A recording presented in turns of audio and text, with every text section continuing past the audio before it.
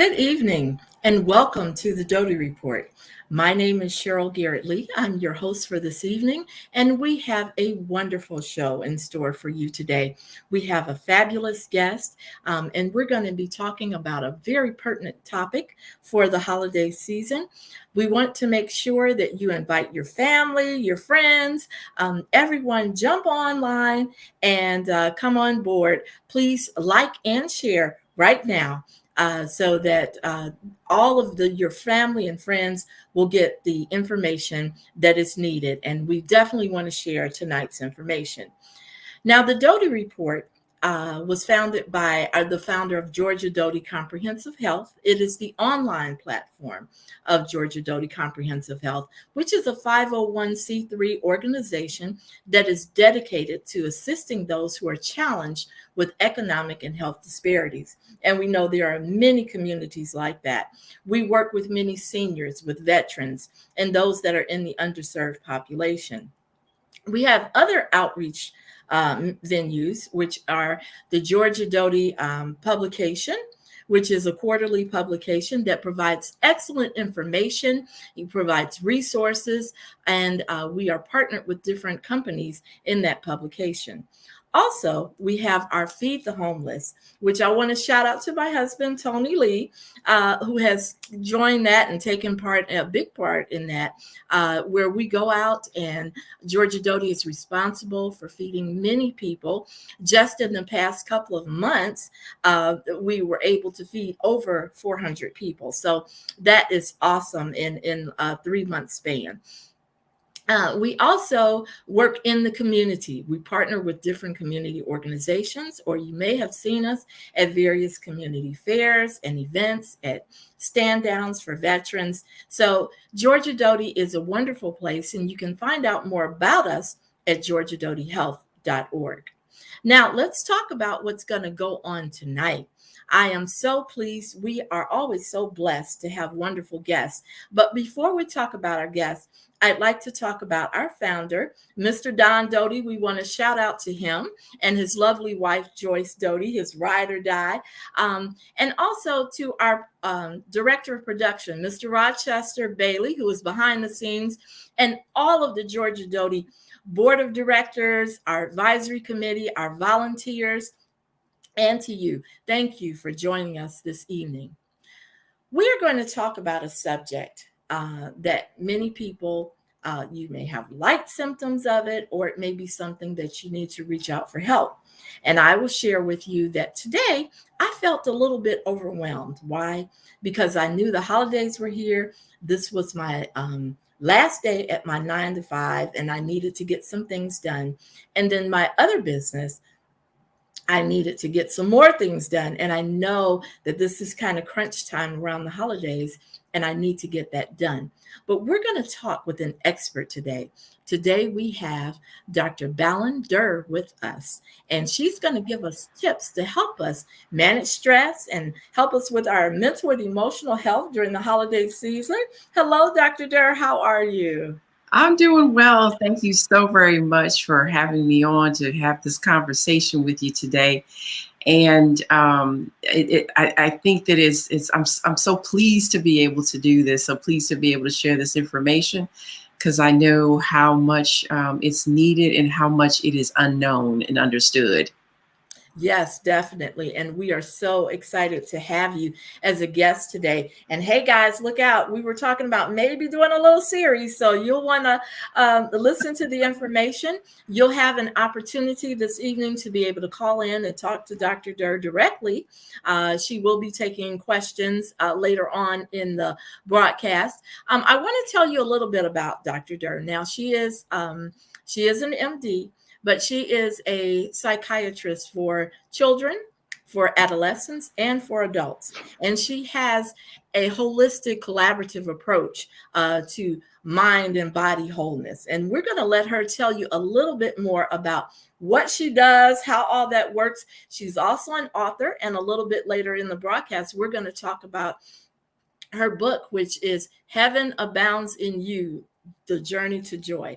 So, Dr. Durr, tell us a little bit about yourself, your background. I know you've been, your experience is over 20 years, and you were very instrumental in helping with the telepsychiatry throughout Illinois with Aunt Martha's. So, tell us a little bit about your journey and what you're doing.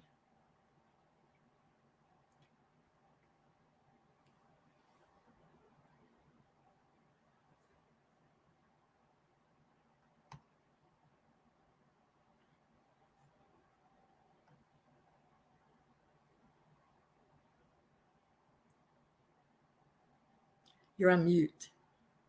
You're on mute.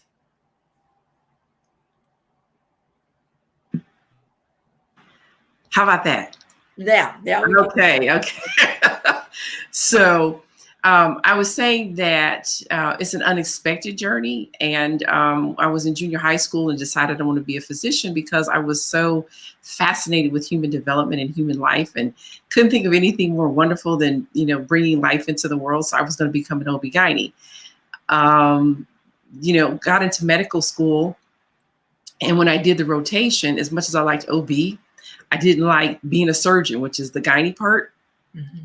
And so I was like, okay, God, what you got for me now? So I said, because I have no idea where to go from here. And so psychiatry is one of the required rotations that we do as a third year. And when I did psychiatry, I was like, this is my flow right here. Okay. Great. One is as in psychiatry, I got to talk to patients. I got to get to know them. I got to spend time with them, and I'm also a very analytical person. Want to understand things. I want to understand not only what it is, but why it is, and how do we go about making changes. And it was really interesting that I didn't anticipate that I would become a psychiatrist because that was that drive to have an understanding even of my own history and my own journey was already happening. Even when I was in high school, I was watching John Bradshaw, who was a family therapist and addiction specialist on PBS. Oh, so, wow. Yeah. Even in high school, I'm watching that, right? That's what you did in your high school days. Well, that's not all I did in my high school days, because I was, in addition to the academics, I was also an athlete. That went to state, and even in college, I went to nationals. So, I got to have what sport was that? Actually, I was a thrower. I was a shotgun discus thrower. Yeah. Oh, great. Yeah. So there are definitely many facets to you, Dr. Durr. So absolutely. There's a lot that we're going to peel tonight. Yes. Great. Wonderful. Now, how did you become so involved with the telepsychiatry and instrumental in that? Because where I work, we have also used the telepsychiatry, and it has been a blessing to so many people, especially during the pandemic when they couldn't get out, and physically go to the doctor, go see the psychiatrist. Well, the reality is again, I'm board certified in child, adolescent, and adult psychiatry. As a child psychiatrist, there's only about 7,000 of us in the whole country. Oh. So if you do the math, divide that by 50 states, most of us tend to cluster in urban metro areas, I should say. And therefore, that means you're going to have significant shortages. And even in metro areas, you can still sometimes have long waits to get in to see a psychiatrist. So, this was a project that was started by Aunt Martha's. Obviously, there was, funding that we got both for the technology in addition to that. And so I would see patients as far south actually as Effingham. Oh, okay. Yeah, Effingham, Mount Carmel. And again, it's because to bring services to communities that didn't have a psychiatrist, didn't have an adult psychiatrist, didn't have a child and adolescent psychiatrist. So I did that for like 8.5 years. And it was a much needed service then. People have these ideas about how things are supposed to be done, and sometimes we're not willing to let go of our belief about how it should be done in order to embrace how it can be done. in order to serve the greater need and the greater good. And so, of course, what happened is, particularly because psychiatry is not a hands-on specialty, right? For the most part, I don't need to do a physical exam. So psychiatry is well suited to doing telemedicine. Okay. And so, of course, what happened is with the pandemic, it accelerated the demand and the need for those kinds of services. So Now, what and you were talking about you had no idea that you'd go into psychiatry.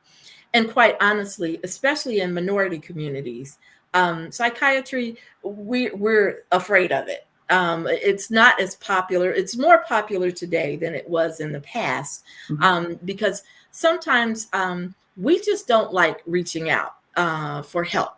In some instances, do you find that to be the case? I think the reason is varied and complex. I think there is the fact that we live in a society that's very individualistic. It's very much a pull yourself up by your bootstraps. But on the other side of that, but how do you do that if you don't have any, right? That's one. The other one would be, frankly, the stigma that's associated with it, meaning I'm weak, this is a character issue. That you're weak or you're crazy if you need psychological services. And then the third, particularly with our community, is the mistrust that was created and sustained when you take a people and forcibly remove them from their homes, their culture, and you bring them into a country where you strip them of their identity, you strip them of their language, their culture, their connections, and you say, you are who I say you are. You can do what I say you can do, in order to turn that human being into a commodity for somebody else's power, pleasure, and profit. So that's what I mean when I'm saying the reasons for our reluctance is varied and complex. Our experience here of therefore people treating us how they want to, putting us on display, experimenting on us, lying to us about what they were doing. So those are some of the reasons why there's a reluctance and a mistrust, frankly, of accessing services. I think it probably helps us to see someone like yourself and others in the field that we may feel a little bit more comfortable with for the reasons that you mentioned. So, do you find that that's the case? I'm sure you have a very amount of patients, and they come from all different backgrounds. But have any of your patients ever expressed comfortability because they saw that you had a minority background? I think just like in general, there's a natural understanding, right? I don't have to explain to you what it means to be an African American woman in this country. So there's a natural understanding and a natural connection, a natural willingness to therefore maybe be more trusting. Not always, and that's not absolute, but it certainly lends itself to connection. Yes. Okay. Now I want to jump and talk about, I opened the program today talking about the little stress I felt today for a few moments. Yes. I was like, okay, God, I don't want to feel this anymore. But I felt pressure because of the holiday. I know that there was a certain amount of work I needed to get done. And I've got some deadlines I've got to meet. And the holiday kind of interferes with that. So little things like that, you feel moments of stress. And then there are some people who really go through a lot of anxiety, a lot of depression. I work with a lot of elderly people, and some of them have been isolated during the pandemic. And I think maybe the holidays are heightening this because they're a little fearful. They don't want to be alone, not just them, but any amount of people.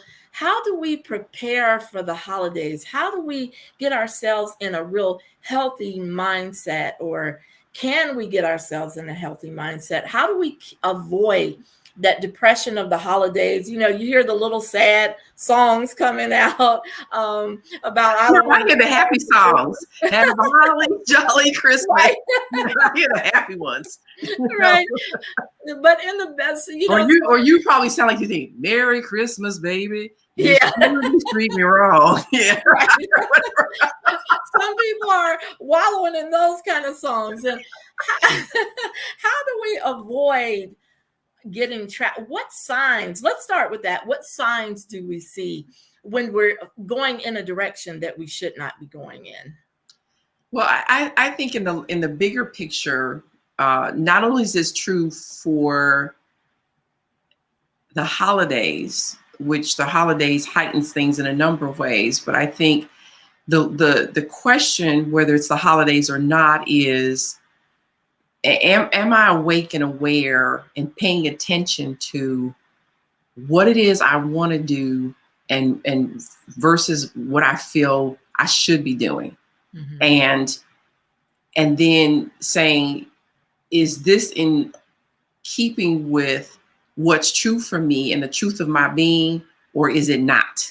Mm-hmm. And having that conversation with yourself on an ongoing basis. The reality is people overschedule themselves. Mm-hmm. We think we're human doings instead of human beings, or Yes. human doings instead of spiritual beings. And while we are here to do things, we're not here to do things in the excess that we are. We don't allow ourselves natural breaths and natural breathers and natural breaks.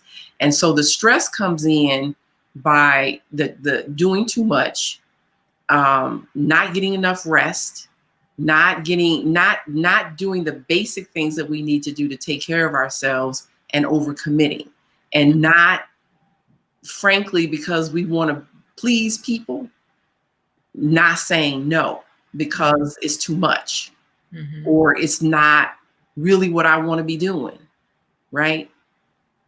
Yes. So learning to say no. Now, one No, of the I think it things, goes deeper than that. It goes to say, is this really what I want to be doing? mm-hmm. Is this true for me? Is this working for me? It may be working for you, but Mm-hmm. I'm not here to just be who other people think I should be and do what they want me to do, when it's not it's not in alignment with the truth of who I am, or what my purpose is. And Mm-hmm. that's the the questions we need to be asking. And I also mentioned, are you getting enough sleep? It's a basic and fundamental thing that with a certain amount of insomnia, not getting enough sleep, it's equivalent to a DUI. Oh, wow. Meaning that your level of brain function is that impaired that it's Mm-hmm. like if you were driving under the influence.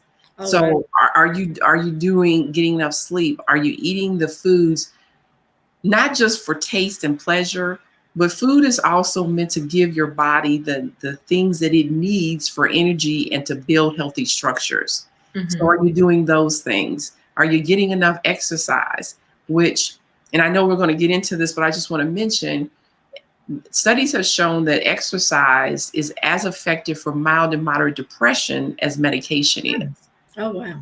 Okay. Yeah. And certain nutrition, in terms of nutrition, certain vitamins and minerals, if we're not getting enough of those, then we can have problems with depression and anxiety. So it's not a little small thing. It's these are very important things. Okay. Now, is it, we know that children are typically happy around the holidays. They're getting to be off school. They get to eat a lot and stay up late, which you just talked about that, as well as our teenagers. Do you see that during the holiday time in particular, maybe children go through different sense of stress, of depression, maybe because maybe they're in a home that now they're with divorced parents, so they're splitting their time, or what other things can children be going through during this time? Oh, well, sure they can. And I think one of the biggest issues with when it comes to children and adolescents, the biggest issue is the fact that people tend to parent top down. And what do I mean by that? What I mean by that is the fact that parents and other family members don't know children well. They're telling them, do this, do that, don't do this, don't do that. But they don't spend really enough time really listening to that child. And again, like, who are you and why are you here? Mm-hmm. And so they don't know, of course, depending upon the age of the child, they don't know that the child is getting beat up. They don't know they're depressed. They don't know they're having suicidal thoughts. They don't know they're getting, they're using drugs or having sex. There's a lot of things they don't know because they're not spending the time to really get to know them as much as directing them. And I did want to also acknowledge the question you were asking about people in their loneliness, and you didn't mention the word isolation, but that's certainly a part of it, which is one, our perspective has such a huge impact both upon our emotions and even brain structure and function. And let me frame things in this way, because I think one of the things that I've discovered that's really a basic lack of understanding is the fact that people understand that if your brain dead, you're done, right? People understand that. But what they don't then make the connection to, well, is then if my brain is that critical, then I need to take care of it, right? Yes. It is everything that we think, feel, and do is coming through our brain, except for some minor reflexes. So if that's the case, the stigma to take care of your brain, which is an organ just like your heart, your liver, your lungs, your kidneys, and is essential to, therefore, because it's a vital organ, essential to life, then it's important that I take care of it. And if I don't, nobody knows everything. So just like I would have to get somebody to repair my roof or my plumbing or my electricity or my car, or just whatever it is I don't know how to do, then I should see the value and get help from somebody to help me with my brain health and my mental health, the same way I would, my heart and my lungs, or if I had a broken leg. So that's one of the really important pieces of information that I want to bring to people's awareness. You need your brain for everything. So except for a few small reflexes. Therefore, your brain health is essential. It's critical to your ability to live your life. Wow, that's powerful. Now, how do we make sure that we're healthy in our brain? And what are some signs that we're not as healthy as we should be? Well, one of the things that I kind of characterize, to me, mental health is brain structure and function, but it's also the thoughts we think. So again, to go back to what you were saying before, to be alone is not the same thing as to be lonely. And it's loneliness is a perception, it's a perspective about what me being with myself means. And so if that thought is negative in terms of I'm isolated, what's going to happen to me? I can't get this. Nobody loves me. All of that stuff that's going on, then of course, then that's going to cause us to feel it's going to cause us to feel bad versus I'm with myself. I can do this for myself. I can do that. These are the benefits. Does that make sense? Yes. And so then it creates a entirely different experience. The other part too, though, about the isolation, really just to acknowledge the truth of this is that there are like basically 4 things that human beings are wired for in order to perpetuate the survival of human beings. And that is, food and drinking, like water, sex for, procreation, and then also social connections, right? Because what I already said is I don't know everything. So you have a skill set that I don't have. And when we pool our resources, right, then we have more options, more opportunities. But we also increase the likelihood of our survival, right? Because we help protect each other. You see what I mean? So social connection is really important for survival. And when people, they get to a place where they start to feel disconnected, and then you're also getting changes in the brain. You're getting, and that's another thing I don't think people really understand, is that one, the environment is affecting brain structure. It's because it's affecting genetics, but also the thoughts we think affect genetics and affect brain structure, because our bodies really can't tell the difference between imagination and reality. If I imagine threat, my body can't tell the difference, and it's going to react, and it feels stressed.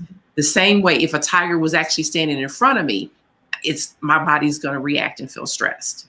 So one of the things that becomes important is, again, for us to be aware and say, how am I creating stress for myself based upon how I see myself? And do I think that I'm capable? Do I think life is for me?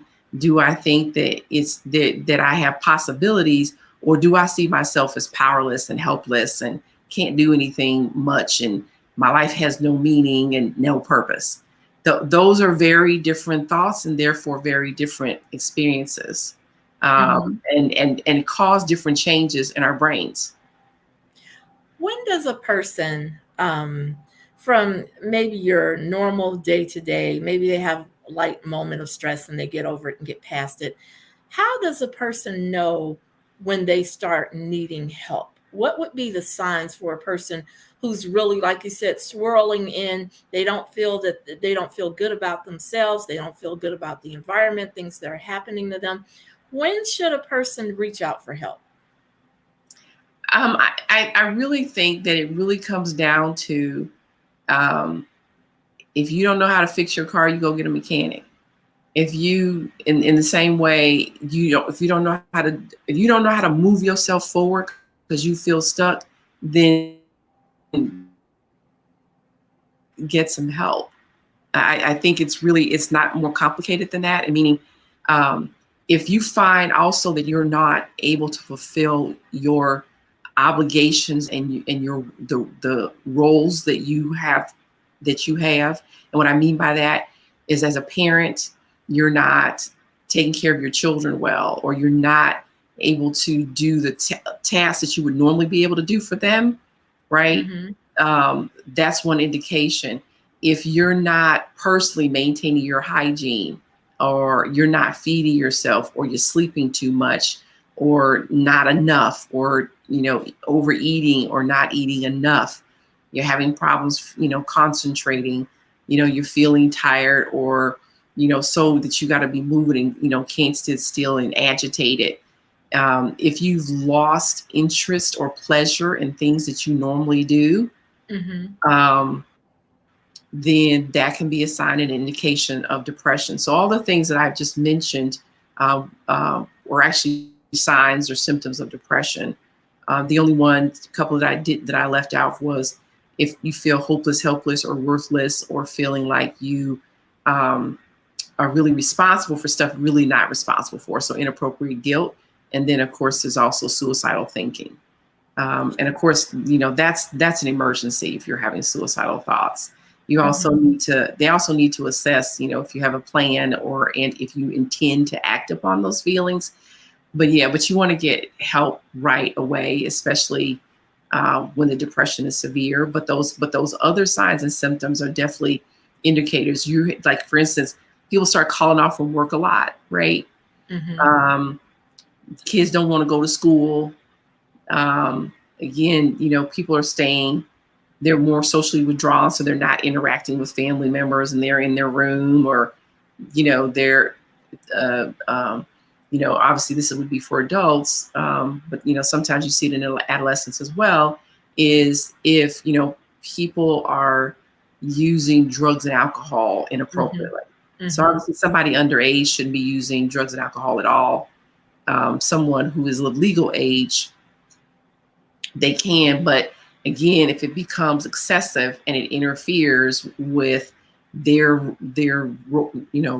responsibilities as an adult, those are all flags and indicator that people need to get help. Wow. And I think that we've got a comment here from Jay Shepard. Says, "Tell them the real deal, Dr. Durr." Yeah. Hey, Jay, how you doing? Awesome. Thank you, Jay, for joining us. Yeah, thank you. And also, you and I had talked before, and there is an area I was just waiting to get into because we find a lot of people don't get together with their family member or their loved one or their friend because they've Because got sometimes something you going need to on. love people from over there. Yes, yes, yes. I don't need to be around you.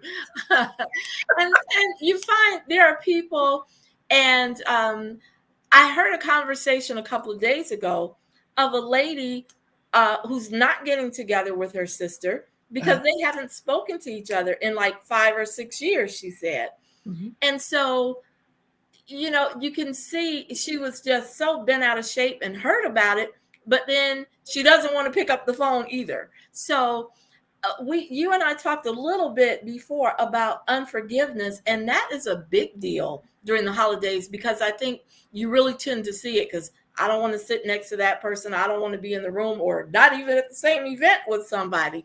So, how does that affect us? That unforgiveness, that holding grudges, and just not willing to mend situations. So you know what? And I'm gonna go with science because for me, I like to connect the science to belief and behavior and spirituality.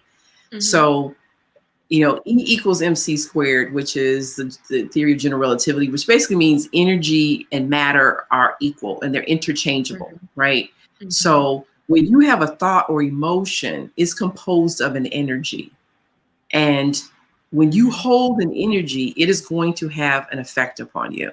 So if your feelings are negative, holding that energy over a long period of time, especially, it's going to cause physical changes in your body and physical changes in your brain.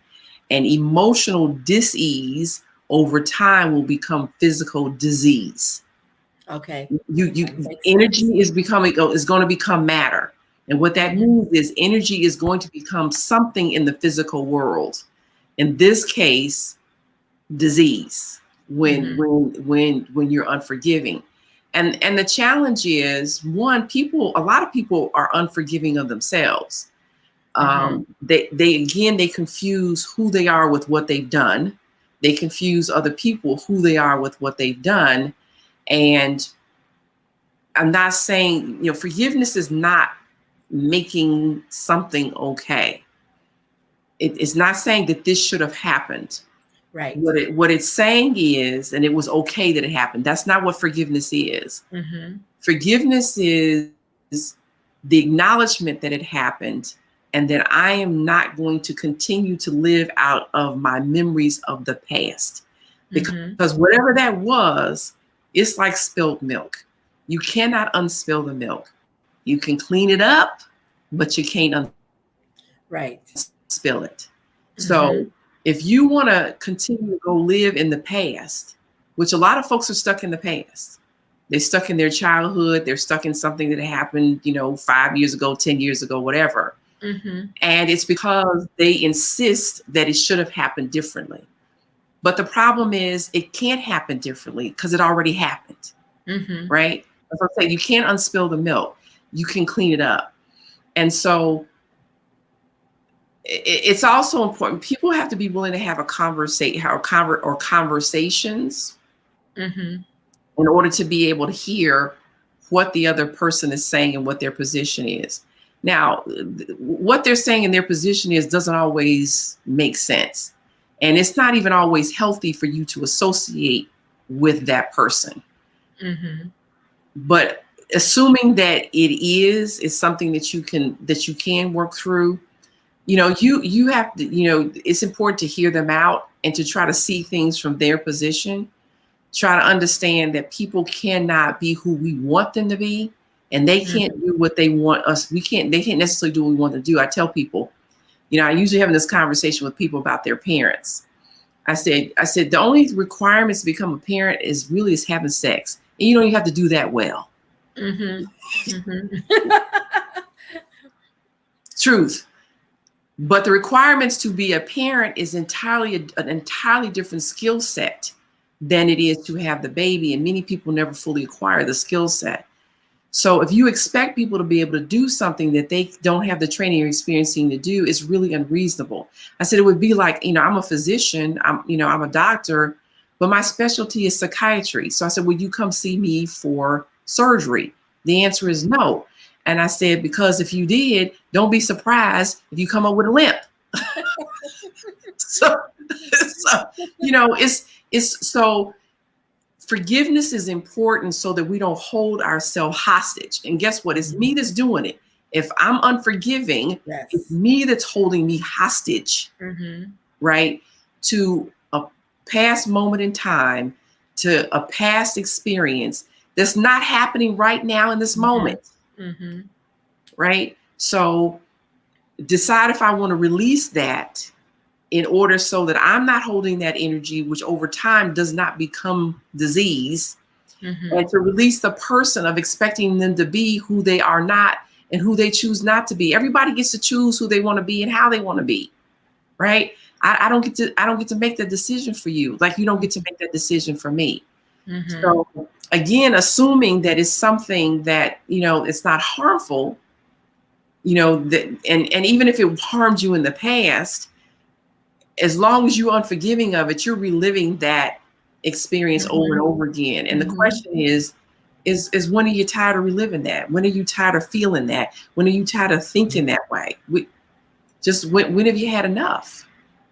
I just read a quote that went something like, no one is, if you're continuously, no one is continuously hurting you unless you're continuously remembering it. So I think that's real powerful, that we need to release ourselves from that prison. And I just saw Yolanda Givens, who used to be the host of the Doty Report, and she's doing a lot of amazing things. Just pop up there. Hey, Yolanda. Thanks for tuning in. And still a big part of Georgia Doty. So she's saying good info to you, Dr. Durr. So, well, thank you. I appreciate that, Miss Givens. I thank you so very much for that. So, yeah, I find that, one of the conversations that I have with people is, and I heard somebody say this in a way I had never heard before. I'm talking to him about self-forgiveness. And he said, I have lots of evidence to support this. And I was like, whoa, right? Because now he's the defendant. He's the prosecuting attorney. He's the prison guard. He's the, he's the prison warden. He is all of it. And he has the key to release himself, right? So he's also the clemency board. So people have a tendency that they focus on a certain information instead of, it's like right now I'm looking at you, but I can't see like below chest level with you. So does that mean that you're an amputee because I can't see your arms and your legs? It doesn't mean that at all. It just means I can't see it. Right. So the point is we cherry pick information and we cherry pick the evidence to support what we believe, as opposed to seeing the wholeness of things, which either for ourselves or for other people. So we and I tell people there's a difference between conviction and condemnation. Conviction is somebody did something wrong. Condemnation is you wrong forever. And if you convict yourself of somebody else, there's no redemption in that. Now, we had a question that leads to another part of the holidays. We've been seeing a lot of snatch and grab, carjackings. People have become very violent. I don't know if all of it has to deal with the holidays, just the holidays, because it's been happening for a while. And here's the question. It's, how does the violence relate to mental issues?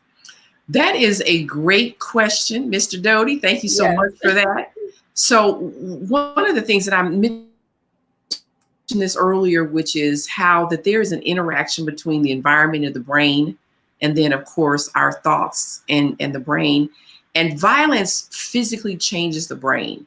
It changes, the brain is wired. So especially if you're severely traumatized, it wires the brain in a certain way so that your brain is running that loop over and over again in order to actually to say, look out for this, make sure it doesn't happen again. We need to stay safe.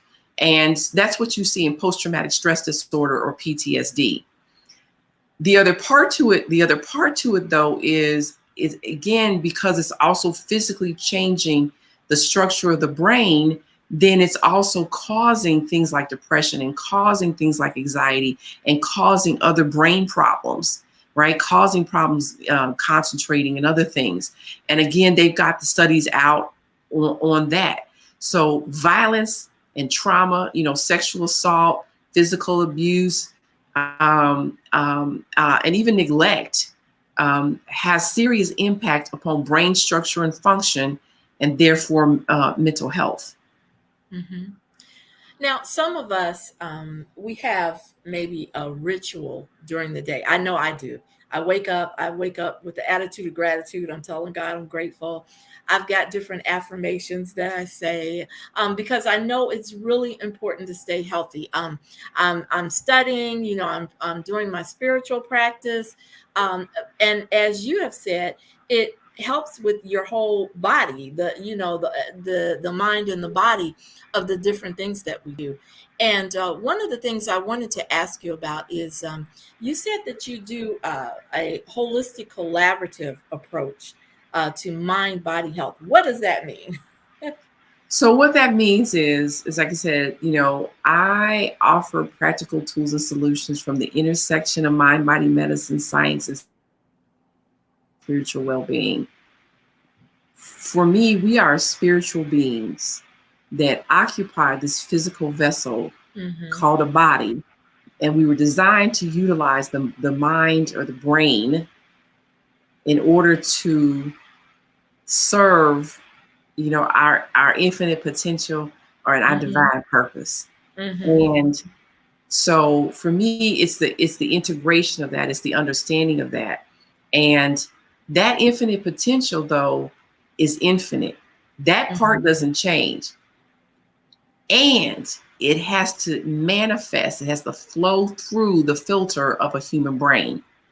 So it is the human brain, it is the thoughts that we think, it is the structure and functions that expresses, that affects how that infinite potential is expressed, to what degree it's expressed, what the limitations that are put upon it. So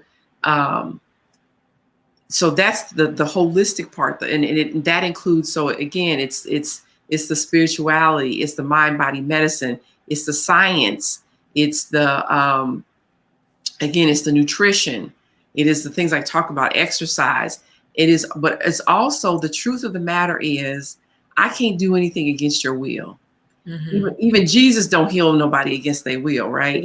Right. There was the least amount of healing in Nazareth where there was the least amount of belief. So you have to say yes in order for me to be able to help you, right?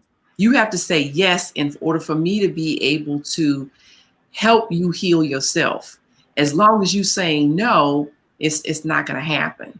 And it's certainly not going to happen. There's just going to be limits on what I can do.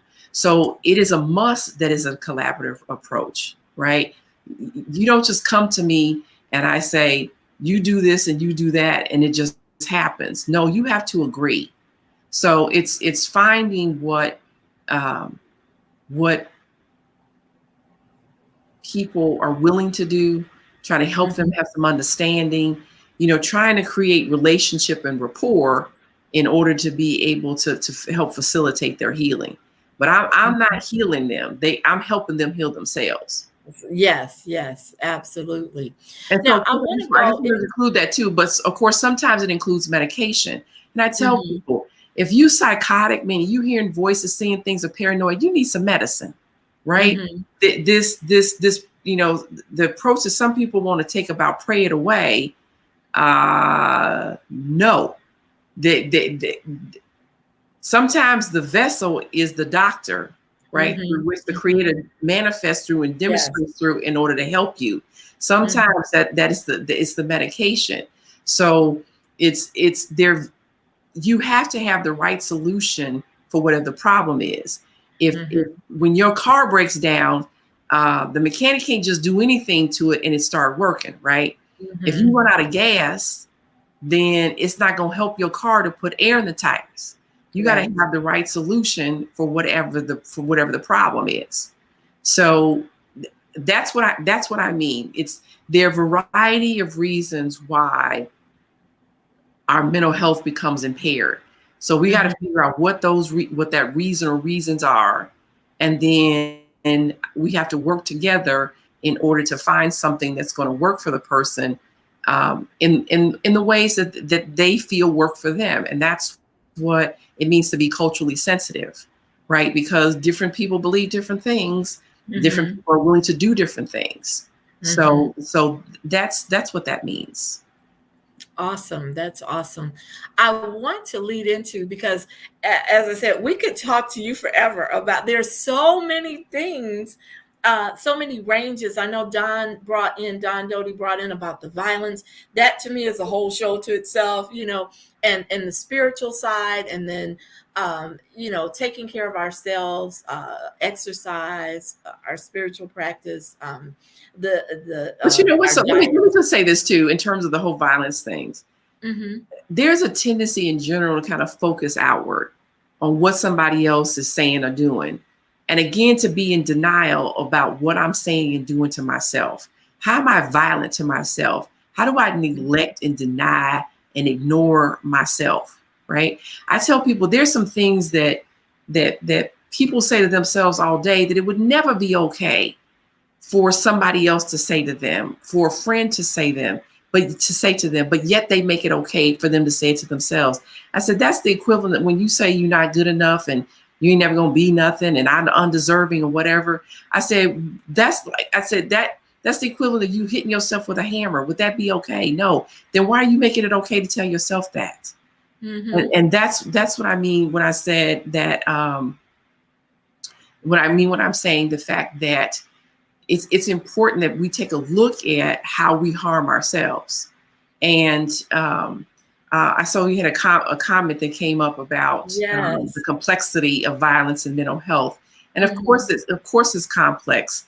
If it was simple, then we probably would have a lot of it resolved already. So, but the complexity of it does not negate the aspects of it that I already addressed in terms of how violence actually changes, the structure and function of the brain. Research shows that as well. Great. And Mr. Mita is one of our board members. And so thank you for chiming in on that. That's a great point to have brought up. We're winding down to we've got a couple more questions for you. And then I definitely want to address your book for just our wind up, our last few minutes. We've got 2 more questions, I understand. Oh, okay. Fletcher Garrett. Wonder who that is. That's my brother. Okay. All right. Can depression be misdiagnosed due to certain physiological conditions, such as, for example, hormonal imbalances? Absolutely. So one of the obvious ones that I'm going to say kind of obvious and common is when our thyroid doesn't work, right? There's the gland that we have in our neck, and it does so many different things. And so when the thyroid gland is functioning too slow because those hormone levels are too low, then that can definitely be the cause of depression. You can also have, one of the things is that until puberty, boys and girls, it's a 1-to-1 in terms of boys versus girls having depression. But once they hit puberty, then it becomes 2 times as many girls have depression as boys do. And they think that it's related to hormones, but we don't really fully really understand that well. So you can also have, if you have low levels of B12, vitamin D, chromium, zinc, magnesium. Those levels, low levels, can cause depression. So absolutely, hormonal imbalances or other imbalances, other medical illnesses can cause depression, right? If you had a stroke, if you had a heart attack, cancer, Alzheimer's, Parkinson's disease. There are a number of diseases also that can cause depression. And I just also want to mention certain medications can cause depression. Beta blockers, which are certain kinds of antihypertensive medications, can cause it.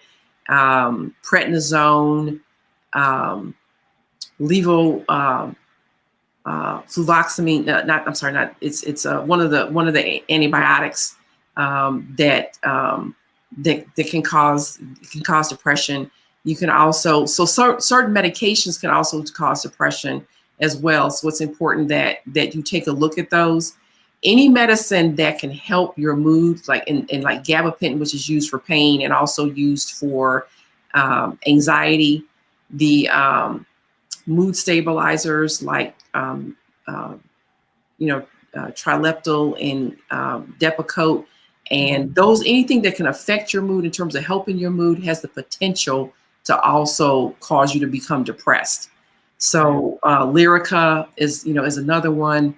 So it's the opioid medications can cause depression. There's a number of things that can cause depression. So it's important to have a thorough evaluation to determine what the cause is. Like I said, when your car breaks down, you got to figure out what the cause is and come up with the right solution. So I hope that answered his question. Plus the bonus material. Awesome. I definitely want to hit on, because I've started in it. And hey, you guys, if you don't go out and get this book, you can get it for your Kindle. You can get it on Amazon. I've got it now. It is awesome. It's Heaven Abounds in You, The Journey to Joy.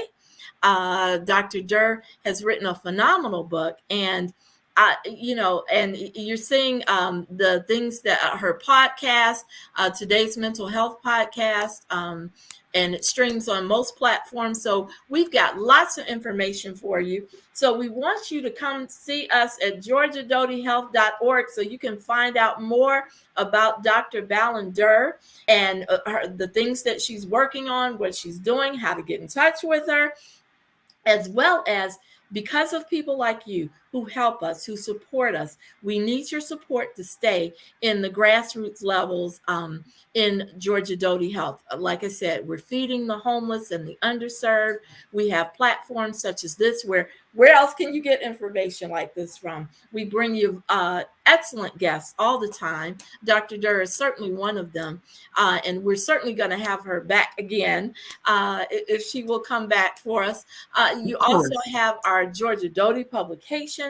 So we need your help in getting information like this out, helping those who are in need, helping those who are the underserved, both economically and with health challenges. So will you please do that? Visit us at georgiadotyhealth.org. And Dr. Durr, thank you so much for your time this evening, for a wealth of information. And please give us some closing comments. So one, and thank you. I see you up there that Heaven Abounds in You is available on Amazon, and then there's my YouTube channel, Heaven Abounds in You with Dr. Durr, and those are like short videos, 4 or 5 minutes, discussing some of the things that again are designed to awaken and empower you to live out your infinite potential, to live life in the sweet spot, right? And the book Heaven Abounds in You is actually to convey that we already are and already have all that the infinite creator is, therefore heaven abounds in us. And it is when we change our perspective, we change our minds, then we change our lives. Again, there's my podcast, Today's Mental Health. It's a trilogy on depression, suicide. It's streaming on most platforms, Buzzsprout and Apple. It is wonderful, simple information, because I found, again, that so many people don't understand what depression or addiction or suicide is, but don't understand the difference between even, what a psychologist and a psychiatrist is. Provide some alternative treatments. I talk about, acupuncture, exercise. There's also, the vitamins and minerals. So it's just really wonderful information to help people help them understand how critically important your brain health is. As I said, our brains, we need it for everything except for some basic little reflexes. So our brain health is essential to living life. The more impaired our brain is, the more impaired our lives are. And when you heal your mind, all things are possible. So check out my podcast on Buzzsprout. It's on Apple, it's on Pandora. It's on a number of the platforms. I'm also on social media, Twitter, Facebook, Instagram, LinkedIn. And again, I am here to help people help them heal themselves. It is my honor. It is my privilege to serve. And I'm happy to do that in whatever way that people are open and receptive. Again, thank you so much. This was so enjoyable. And thank you for reminding us you can donate to us via PayPal. We need to put the address there. It is paypal.me/Georgia Doty. This is a way for you to give donations to the organization and help us to continue helping people. So we want to remind you, especially during the holiday season, please stay healthy. Thank you for joining us. And just, just a simple thing, in terms of, because this was about the holidays, is simply this. Pay attention to what you're doing, and how you're feeling. And if you're feeling stressed, it means something is not right, meaning you're out of alignment. You're doing too much or you're doing the wrong thing that's not true for you. And you need to stop and you need to pause and you need to say, what is it? And then make whatever necessary adjustments so that you can stay healthy, so that you can stay well, so that you can stay in alignment with what your purpose is, right? Mm-hmm. Don't take on too much. Don't do too much. Don't eat too much. Don't sleep too little, right? It's about balance. It's about balance, grasshoppers. Yeah. Balance. Right? So don't have that extra sweet piece of sweet potato pie you have. And that's okay. That's okay. But I'm just saying, be connected to yourself. Reach out to other people. Hey, how you doing? But be connected to yourself. Love on yourself, and be willing to accept the love that the Creator offers, unrestricted and unconditionally all the time. Here's a simple exercise to tell people. Practice unconditional love for yourself, meaning Louise Hay says, look in the mirror at least twice a day and say, I love you. Mm-hmm. And when you look, most people are going to get what I call the and the is the condition. Uh-huh. My thighs, my bank account, my whatever, that is a condition. You need to set that condition aside and understand that you are lovable and deserve love just because you exist. Yes. And for any reason that you have for withholding it from yourself, stop. That's not kind, right? So be kind to yourself. Be compassionate with yourself, and then be kind and compassionate with others. And just be your wonderful, infinite potential that you were designed to be, right? We are children of the universe made of stardust, right? The exploding stars, the exploding stars seeded our bodies with atoms. They come from exploding stars. The iron in our blood comes from exploding stars. The calcium in our bones comes from exploding stars. We are children of the universe made of stardust. How could we be inadequate? It is just simply impossible. Wow, that is beautiful. We should all feel real good about ourselves right now. That was awesome. We're stardust. Yeah, we're stardust. Yes, we are Stardust. Thank you for joining us. Look forward to our announcements for next month's show. We're going to have some exciting things for you again. Again, thank you for joining us, and we will see you next time. And thank you for your wonderful work. Thank you.